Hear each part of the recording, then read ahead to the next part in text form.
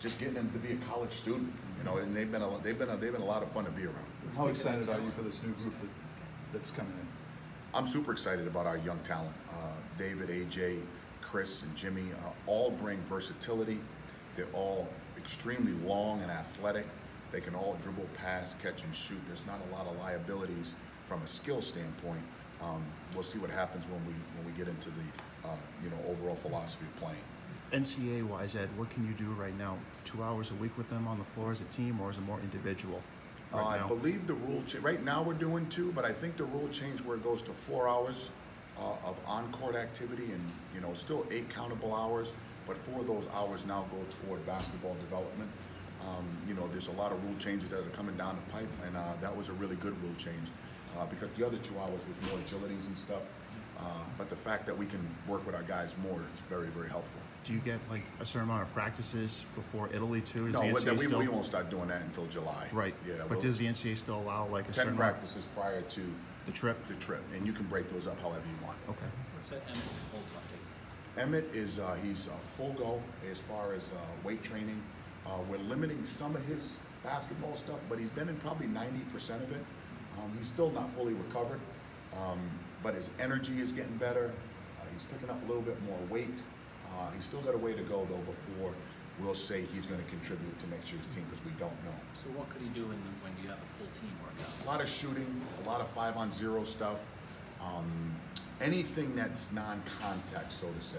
But he has had some contact drills just to see what level of pain he can take. We're going to need Emmett. He was so tough for us. He was so hard to guard. But I don't know where that's going to go. I'm concerned. You're more optimistic about him participating this season than you were maybe a couple of months ago?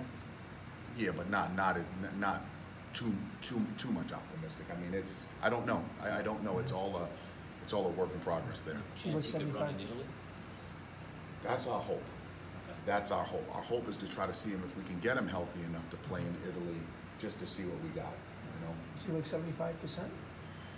I couldn't even tell you. I mean, the percentage on it, I honestly, I'm not a doctor. I don't know. I call timeouts. They operate. I don't know. They all taking 2 classes during the summer? They all take classes, yes. Yeah, they take a couple of classes, and it really relieves the load during the season, and that's a big benefit for us, because it's really hard. We get back 3, 4 o'clock in the morning, got to be up for 8 o'clock class.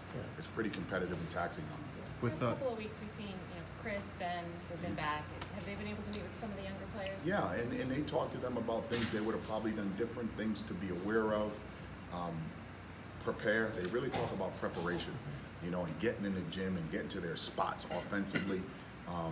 They really talked about that. So, LaDante, Ben, and Chris, they've been great. How nice is it to have? I mean, obviously everybody loves PC, but to have a program where they want to come back. They're in the NBA, they're coming back off season to see you guys. Can still work. It goes to tell you the relationship that you built, that was real, that was normal. I mean, you got to make some tough decisions when they're here because they're still young and growing, but I think they know they're treated fair, they're given an opportunity, and I love when they come back. They are, you see a change in them too, because they say, Coach, a little bit different than I thought. It's a lot different. July is right around the corner, big recruiting month. Is there more an emphasis like on the 2020s and beyond, because maybe limited scholarships for 2019, or? I think that's a fair question. We're on 19. I mean, you can't get to 20 without 19, and you don't know what your roster looks like moving forward, so you recruit some of the things you think could add to your program. Our staff is doing a great job. We are on 2020 as well as 2021. Recruiting is an everyday battle, and I'm excited about the kids that we're recruiting. Now it's a matter of, can we get them? It's not about recruiting, it's evaluating, and how does that evaluation turn into a Friar? And obviously this big piece next door that's coming in, that should obviously help in the recruiting. Yeah, I'm excited. I'm getting ready to walk through that building in a little while. It's beautiful. It's really a dream of ours to have that facility, being the last facility built in our league to compete at the elite level. I'm excited. Every time I walk through there, I come back and I just smile. I mean, it's something that I never thought would happen. And thank God for Brian Shanley, Bob Driscoll, and the Ruane family, and everybody who's donated toward that center. When are you moving in? I believe the target date is September.